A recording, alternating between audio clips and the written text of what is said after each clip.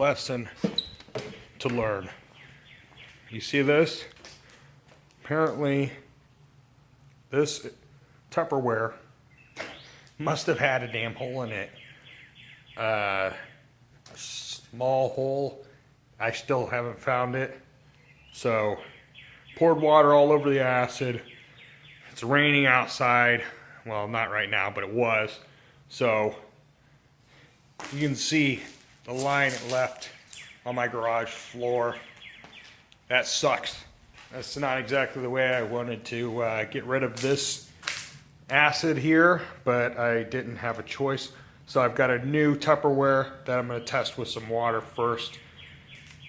It's just not advisable to mix the acid with water before you etch.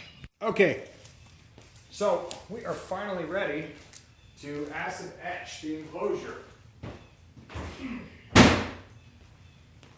So, my transfer is done. I put some lettering on the side, and actually some of it didn't turn out too well. I decided to leave it like that because it'll create a cool effect, I believe. If not, I can always belt sand that sucker off and redo it. Not a big deal. So, what you need now is your respirator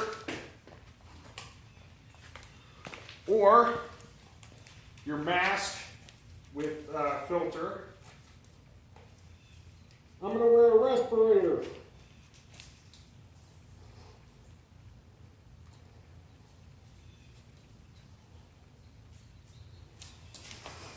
See? Respirator. Glove.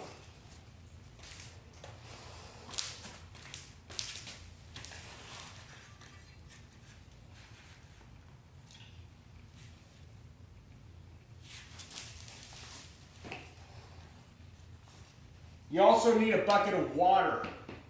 This bucket of water is actually pretty crucial. You could run about trying to find water for the enclosure, but I would just recommend having a bucket of water on standby so that you can put the enclosure in afterwards.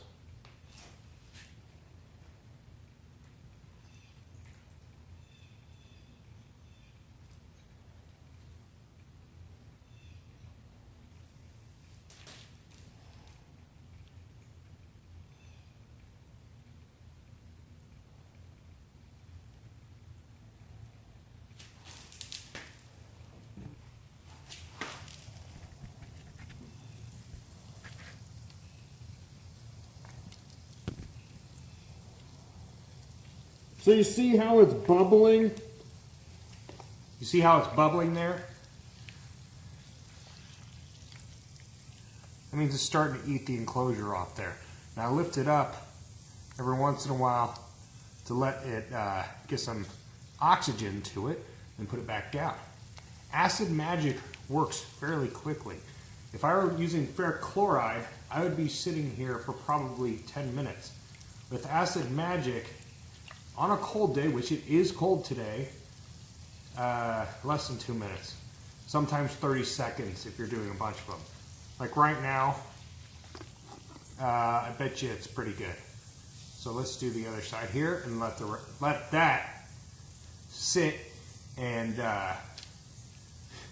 get a little bit more exposure to the acid here. Just kind of dripping off of it. Let's see, it's bubbling. Now, it's a very tricky thing, acid etching. So, if you leave it in too long, you can actually melt through your transfer, especially with this kind of stuff.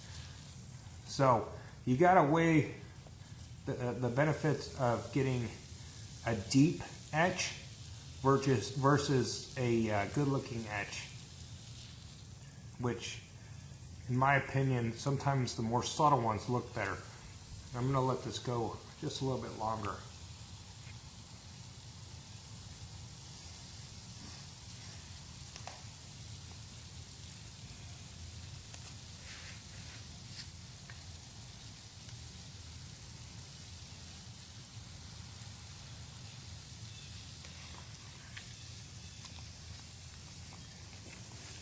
Now you can see the acid itself is turning kind of black.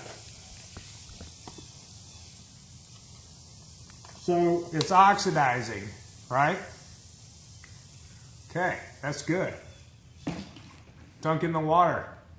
Instantly stops. Pull it up. Give it a little look here. Rub over it just a little bit. You can tell sometimes by just rubbing on it just a little bit to see if it's going to turn out dark enough.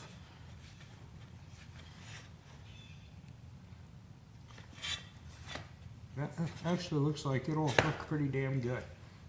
So, what's next? Well, let's put a lid on this and push it aside on the cardboard.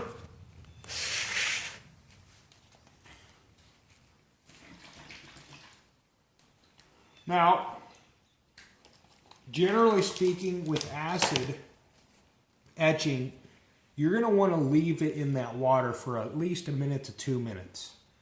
That just, ensures that it's fully getting rid of that acid. There's none left sitting on the enclosure or anything like that. So I'm going to grab some acetone.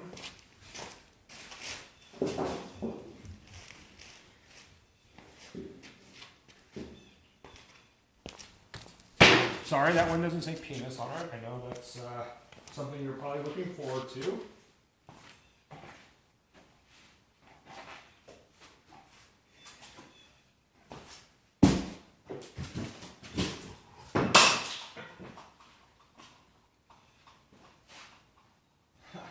There's my other glove. Well,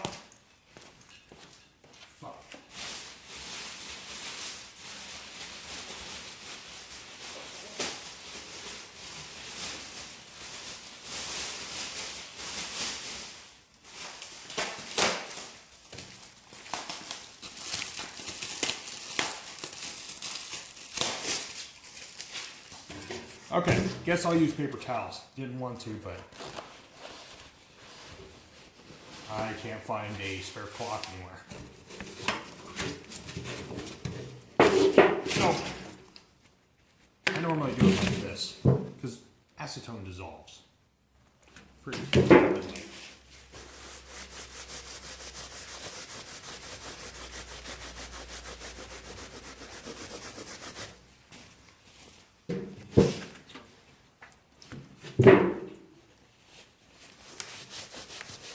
Oh yeah.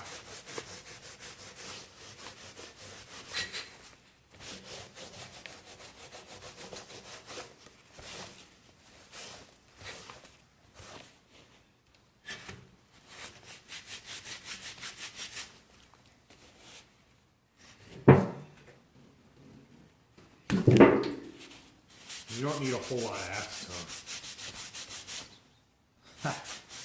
Yeah, it does look pretty beat up. I like that. It's like a weathered look on the front there.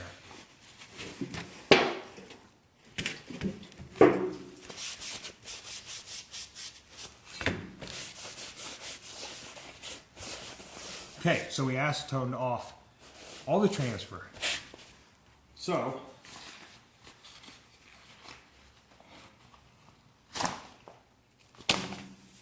acid etching complete.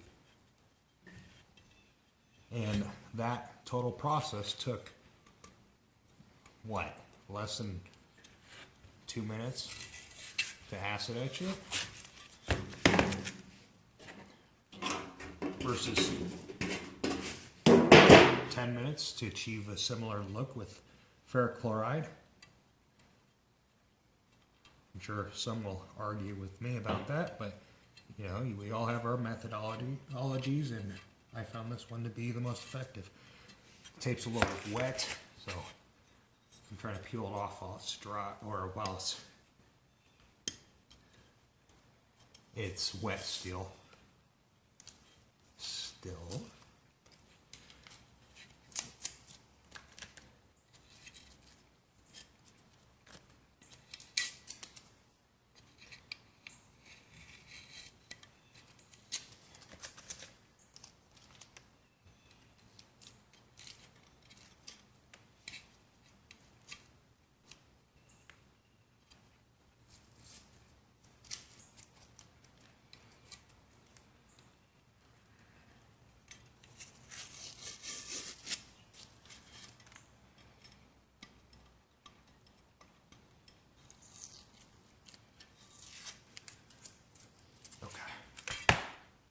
Alright guys, here is the finished acid etch.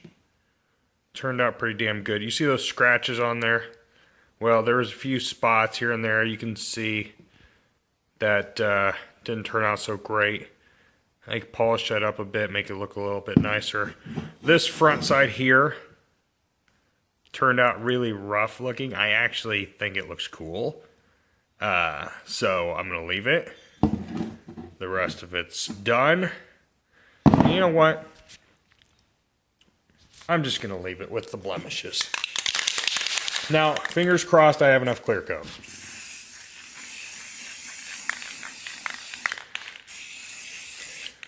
Okay, that was plenty. So, earlier I told you I was gonna clear coat it, and you may have noticed that it darkened up. Now, the reason I clear coat is number one, it makes it look better. Number two, the acid I use is not ferric chloride. It has hydrochloric acid in it. So you have to be able to stop the oxidation process. And with that clear coat, I found that it does that. I'm not sure of the actual chemistry behind it or the science behind it, but if you don't believe what I'm saying about the oxidation, which is rusting or making it look really bad later down the road, go ahead and open a bottle of ferric chloride, stick it in your garage, and let it sit for about 3 months and see if anything rusts. Because trust me, it will. There you have it, though. I think that turned out pretty damn cool. Okay, folks. So, finished product. I went ahead and added a blue transparent paint onto my acid etch, which I think made it look fabulous. Even it looks better on the roughed up side there. So, time to upload this video, and hopefully it helps. If you need any more help with it, please feel free to comment or email me. I don't mind answering questions. But all in all, I think this turned out amazing. So hopefully you feel the same. Thanks.